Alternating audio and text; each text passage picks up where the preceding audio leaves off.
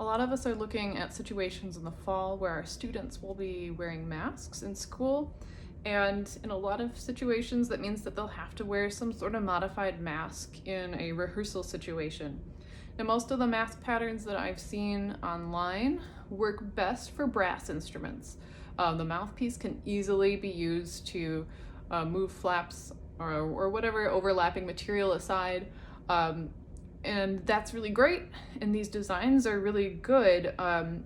When you get to a reed instrument, though, there's a lot of potential for that to damage the reed, especially thinking about my double reed colleagues. Something that has fabric that's in the way of the reed really isn't going to work. So what I thought I'd show you is some things that I've been working on in terms of getting a opening that's usable in just a regular mask that a lot of us are using. So this is just a regular fabric mask with the pleats, really similar to the surgical masks. And I hopefully will have a pattern available if you want to actually make this without altering a different mask. But for now, I think most of us will have this available. This will be the easiest, especially if you don't have a sewing machine, you're not comfortable with that. So if you have your mask, you're going to need probably your reed, or for a single reed instrument, the mouthpieces you use, definitely get the biggest mouthpiece.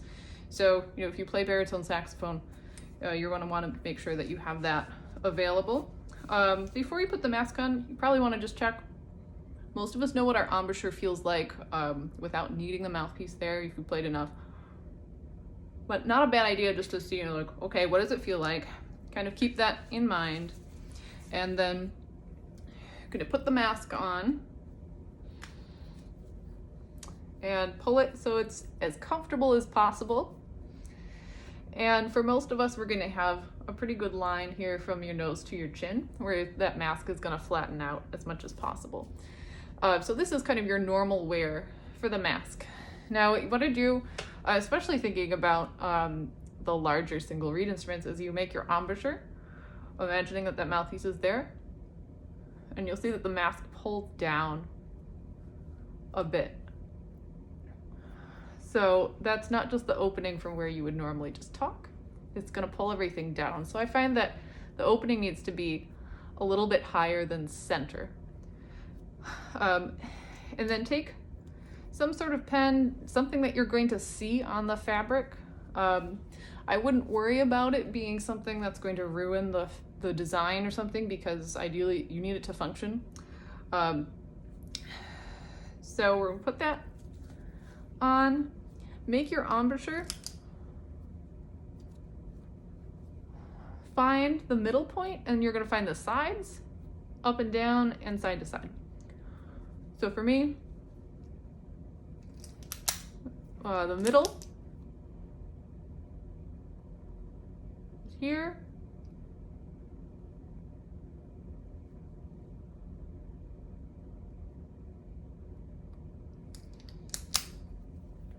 So you should have then those markings there on the mask.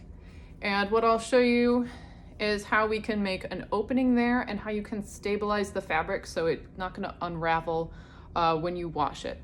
And then a couple other options that you'll have is doing something where you have another layer on the sides and then a drape over the front. So I'll show you both of those things. So this first step is where you're going to mark it, and I'll show you some suggestions for cutting it out and stabilizing the fabric as well.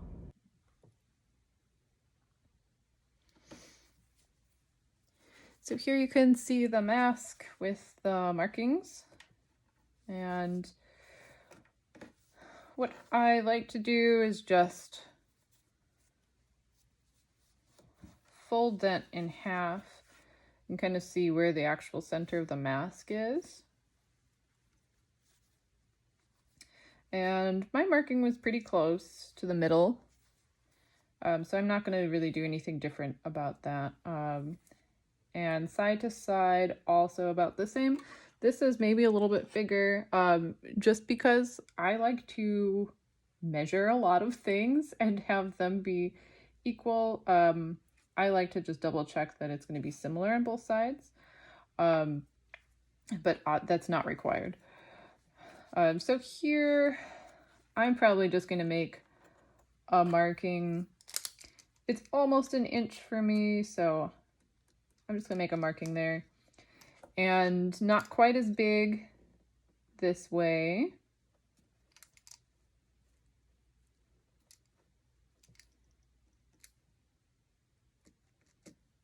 But just like to even that out.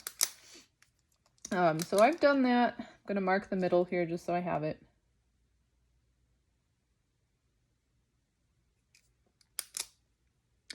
So now you want to make sure that you're going to be cutting through only the parts that you want to cut.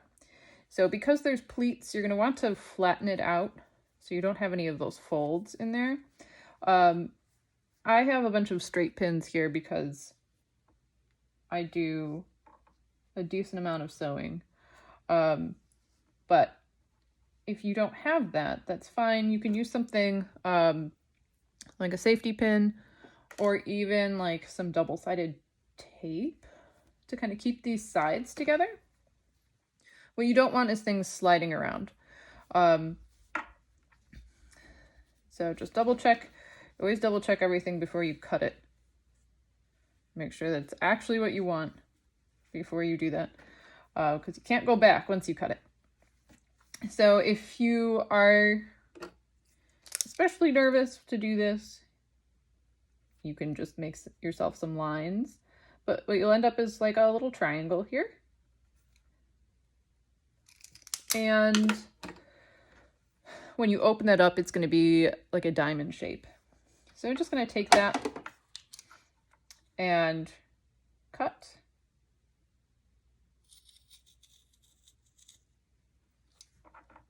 In both of those spots.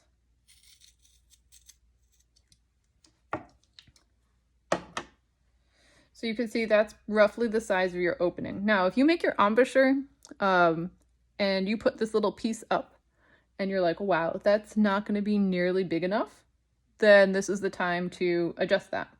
So for me, if I put that up, that might be the opening of my embouchure, but that's not going to make a lot of room for a clarinet mouthpiece. So what I might do is actually look at that and go, you know what? I'm going to need probably a little bit more on that and just adjust it a little bit. You don't want it to be too big because then you're not going to be blocking as much of the air that comes out, especially if you're, exhaling in between phrases or something. So that's a much larger opening now. So you can remove those pins, and this is what your mask looks like. So that's plenty of room for me for a clarinet mouthpiece. Now what you're going to want to do is maybe put those safety pins back in, or if you have straight pins like this, because you have 2 layers or more in most of these cloth masks. You want to keep this together because as soon as you cut into most cotton fabrics, this is going to start fraying and pulling apart. So you need to have a way that you can just stabilize these edges. If you don't have a sewing machine or you're not comfortable hand sewing, you can use something called fray check. That will basically just seal the edges. You can see that goes on there, kind of comes out like a glue. So you can do that. These kind of gets stuck. You can also use clear nail polish. There, it's coming up better.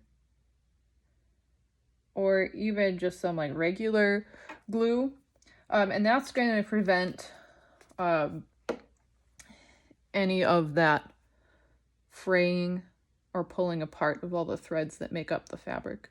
What I'm going to do, because I have a sewing machine, is I'm actually going to just stitch around this opening, and I'm going to do that twice, just because once you put something in the wash, especially if you're putting these masks in the washing machine, that's really going to fray. So I might do a couple stitches, like a straight stitch and a zigzag stitch there, just to stabilize that opening.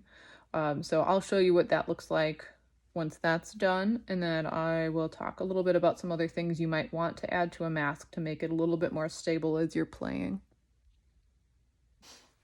So now in your mask, you should have this opening. I stitched and sealed the edges. Like I said, you can use like a glue or a fray check sort of thing.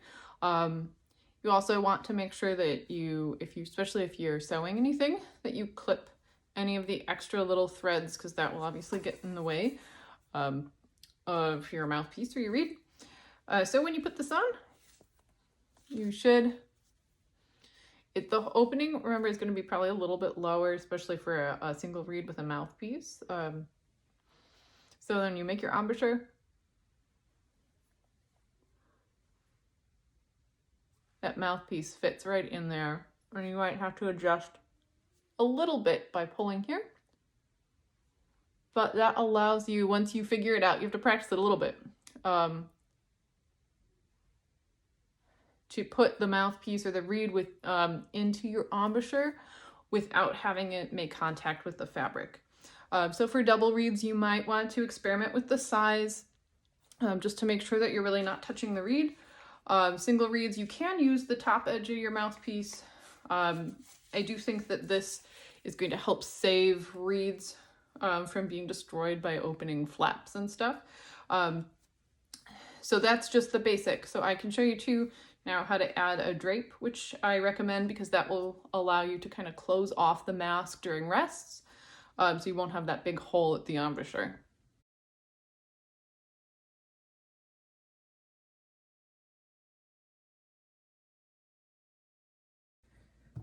All right, so here you have the part that we're going to make into the drape. So this is the 12-inch length, and I'm going to fold that in half. And I'm going to mark the middle. I'm just going to put a pin in there. You can use a pen or something like that. So basically what we're going to do is we're going to create a couple folds that will allow it to kind of puff out a little bit, but then also fit on the smaller length of the mask. A lot of masks are around like 7 or 8 inches wide. So I like to just use something to help create some folds. So here I just put about a 1/2 inch fold there. Once again, safety pins, little clips, whatever you have will work. And so I'm just going to create these folds, and they don't have to be super perfect.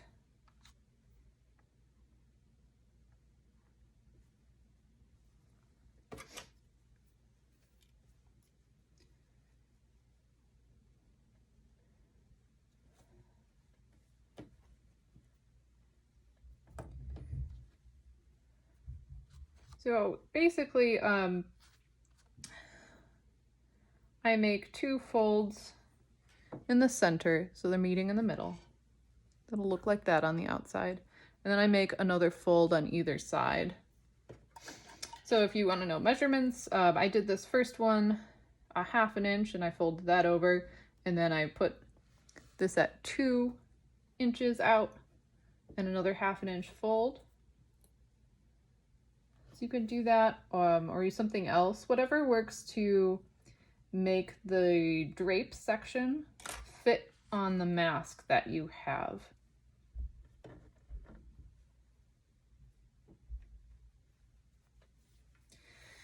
So that makes it a lot shorter there. So you can see that this is now about 8 inches. So that's going to work pretty well on the mask that I have because I'm going to be turning over these edges. So like the opening that you made, you're going to have to make sure that you seal the edges of anything that you're using. So either use some sort of nail polish or a sealant, or you're going to have to stitch on here just to prevent fraying. Because remember, when you wash it, it will fray. Now, if you have this set up, obviously the best thing to do would be to stitch on this. If you don't do any sort of sewing, there are some products out there that are basically adhesives, like hem tape that you can use and that can be washed. So you could use something like that.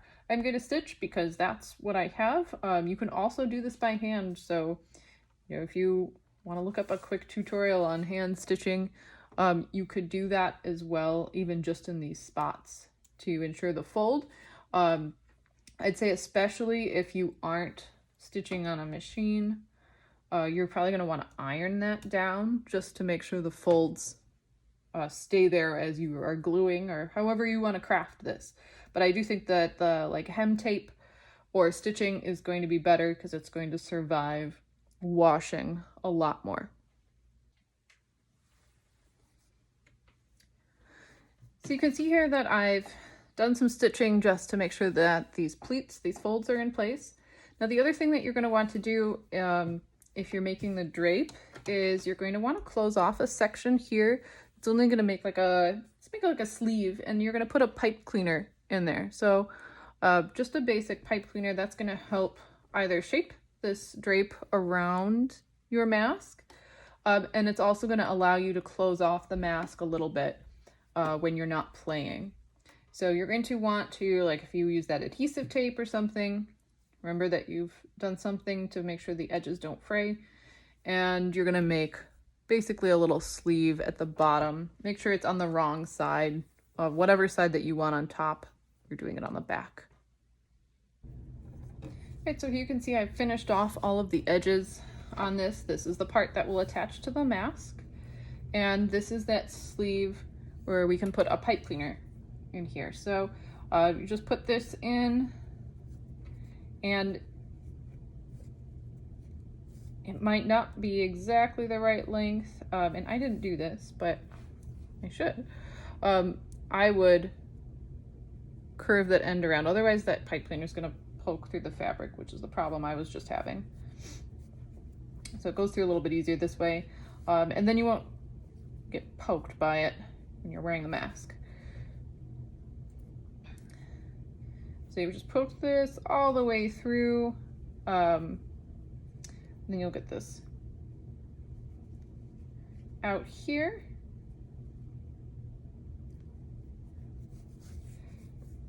And it normally ends up being just a little bit shorter than the actual fabric, but that's okay because it kind of bunches up then again at the bottom, and I think that kind of helps with coverage a little bit. So this means that you can have just a little bit more control over the shape at the bottom while you're wearing the mask. It also means that you can use these sides to close the mask on the bottom when you're not playing. So this is covering your embouchure, and then this can fold up, which I'll show you. So then the next part is you have to attach this to the top of the actual mask. So once again, like some of the other sections, if you're sewing, you're just going to line that up, make sure it is the top part, so that there's a shorter distance. So double check, put it on. You can put this drape over the top part of the mask and attach it there, or if you're using some sort of adhesive, you can do that. I wouldn't recommend just pinning it, although you could do that in a pinch. But that creates more of an opening here, which we're trying to close off as much as possible. So I wouldn't just use safety pins unless you really have to. This is just an added precaution. So you just line that up and either stitch or attach it at the top of the mask. So when you're done, you should have a mask that looks like this, and that will have the drape and then your opening here. So when you put that on, this part will cover, and it should help at least kind of keep your air to you. And then you can see you can put your mouthpiece or your reed in there with minimal touching of the fabric. It does take some practice because you can't see what you're doing. But once you get it, it shouldn't be touching any of the fabric.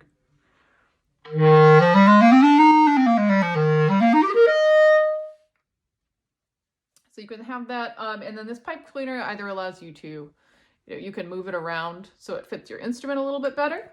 And then also in between when you're playing, so you have a long rests or something like that, you could take these edges of the pipe cleaner and you could actually wrap it around the elastic, and that closes off the embouchure opening.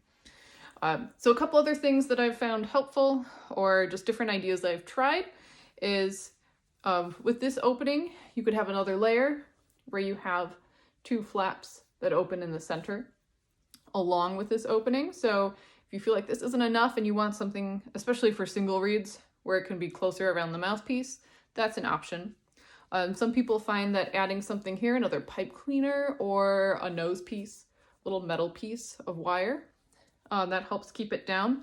The other thing, I have one here that I've made that it's a little bit big for me, it's a little loose, so it kind of tends to hang, is if you take a piece of string and tie it around here along the back of your head, that tightens everything up.